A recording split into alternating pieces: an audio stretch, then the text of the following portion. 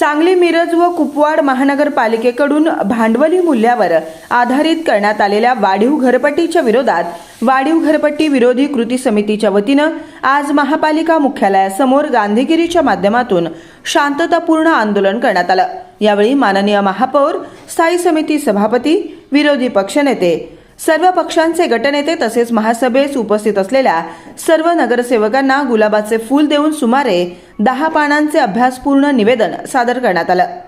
या निवेदनामध्ये भांडवली मूल्यावर आधारित घरपट्टी आकारणीतील विविध त्रुटी, संबंधित कायदेशीर बाबी, नागरिकांकडून मोठ्या प्रमाणात दाखल झालेल्या हरकती तसेच सर्वसामान्य नागरिकांवर होत असलेल्या अन्यायाची सविस्तर मांडणी करण्यात आली आहे। या सर्व बाबींचा सखोल अभ्यास करण्यासाठी सर्वपक्षीय समितीची स्थापना करून विशेष महासभा बोलवण्यात यावी तसेच आवश्यक त्या सुधारणा करून नागरिकांना न्याय द्यावा अशी प्रमुख मागणी करण्यात आली आहे। या आंदोलनात वाढीव घरपट्टी विरोधी कृती समितीचे माननीय सतीश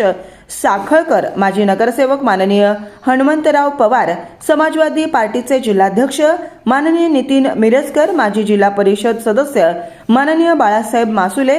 राष्ट्रवादी काँग्रेस शरदचंद्र पवार पक्षाचे नेते माननीय सुभाष तोडकर, शिवसेना उद्धव बाळासाहेब ठाकरे पक्षाचे नेते माननीय शंभूराज काटकर, माननीय ओंकार माने, माननीय आनंद देसाई, माननीय अजय इनामदार, माननीय रविकुमार पाटील, वंचित बहुजन आघाडीचे नेते माननीय किरणराज कांबळे, माननीय संतोष चौगुले, माननीय श्रीशैल ढोले, माननीय विजयकुमार कांबळे, माननीय सिराज